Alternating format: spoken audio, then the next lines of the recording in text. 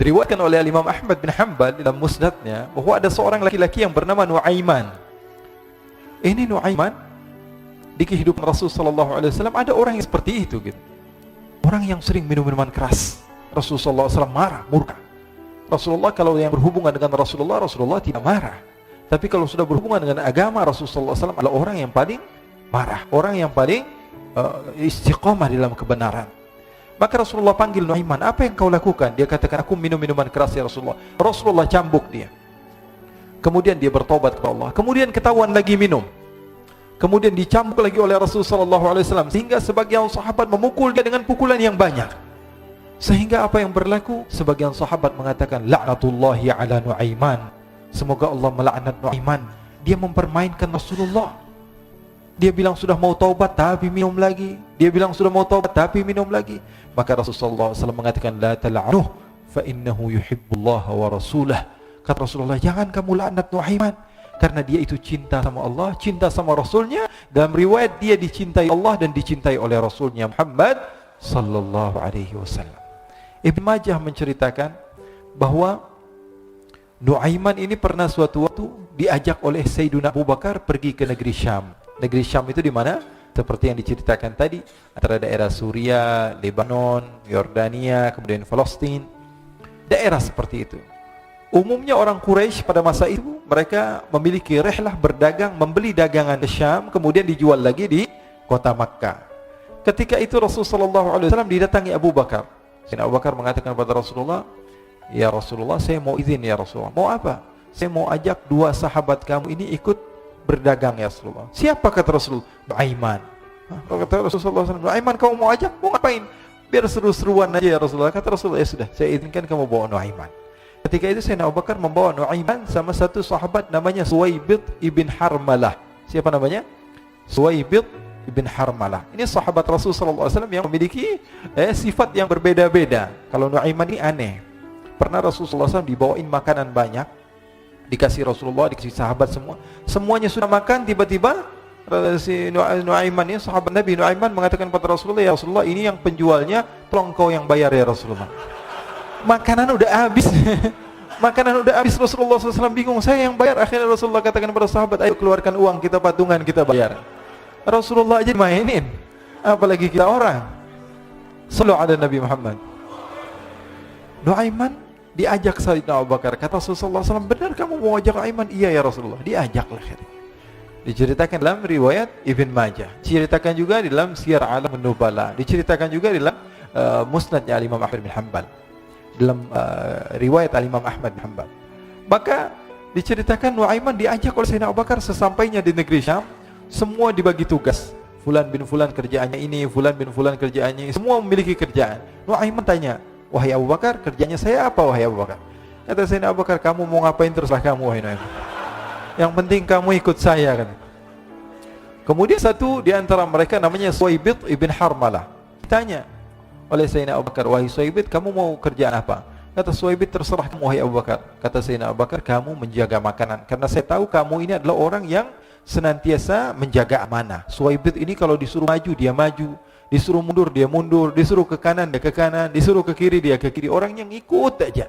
Kalau Nuaiman beda, disuruh maju dia ke belakang, kasih sen kanan ke kiri belok.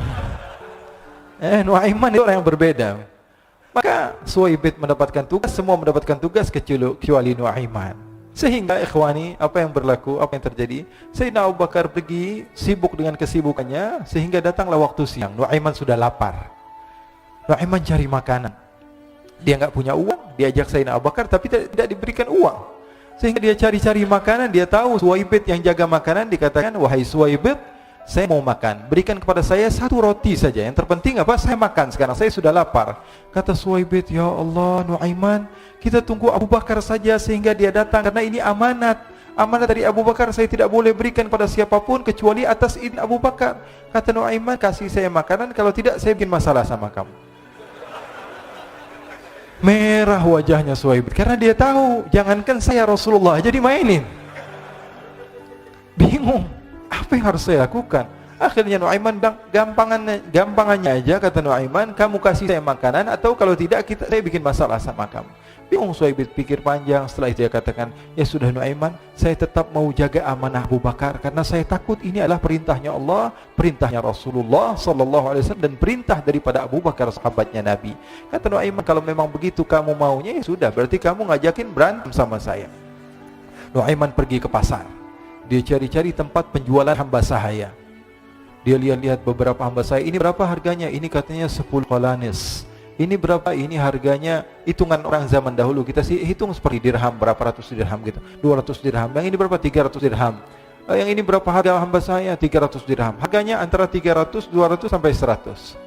Kemudian Nuaiman mengatakan kepada penjual hamba sahaya tersebut, saya punya juga hamba saya, tapi saya jual cuma 20 dirham saja, murah.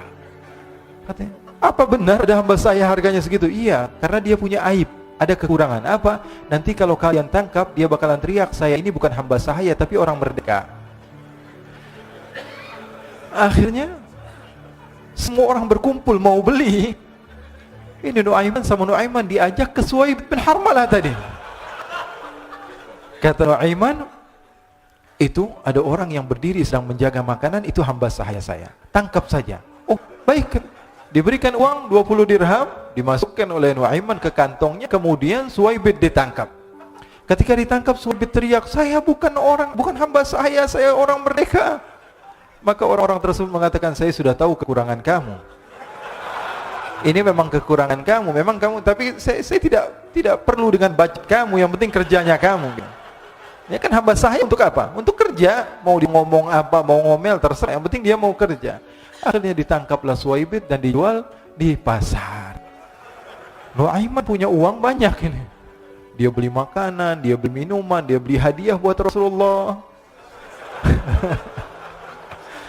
Dia beli macam-macam di negeri Syam ini. Waktu itu adalah superpower, adidaya Romawi.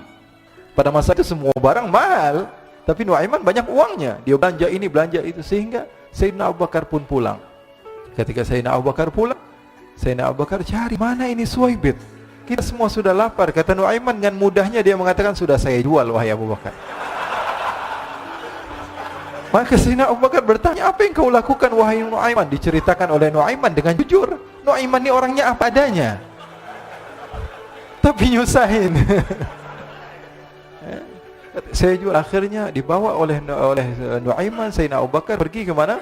Ke pasar, lalu dibeli lagi oleh Sayyidina Abu Bakar As-Siddiq, Suhaib yang tadinya orang merdeka menjadi hamba sahaya sebentar, kemudian dibeli lagi oleh Sayyidina Abu Bakar. Pulang ke Madinah, kisah ini diceritakan di hadapan Rasulullah sallallahu alaihi wasallam. Maka perawi mengatakan, fadhahikan nabiyyu hatta badat nawajiduhu. Ketika diceritakan kisah Nuaiman tersebut dengan Suhaib, Rasulullah tertawa sejadi-jadinya sehingga gigi geraham Rasulullah sallallahu alaihi wasallam nampak di wajah mata para sahabat. Sehingga perawi lain mengatakan, 1 tahun berlalu Rasulullah, setiap ada tamu yang datang kepada Rasulullah, Rasulullah akan ceritakan kisah Nuaiman menjual Suhaib. Jadi ada ikhwani, jangan kalian kira Rasulullah SAW itu hidup di satu masa sahabat-sahabatnya itu seperti ustaz-ustaz yang khusyuk, yang kayak Habib bin Ais ini banyak. Bahkan ikhwani, mungkin di akhir karena masanya sudah habis, pernah suatu waktu Rasulullah SAW didatangi asyraf, delegasi dari beberapa negara yang ingin mengenal apa itu agama Islam. Sehingga mereka datang kepada rumah Rasulullah SAW membawa unta, kendaraan yang ketika itu kendaraan yang paling mahal mereka miliki, untanya yang paling mewah. Diikat di depan rumah Rasulullah SAW.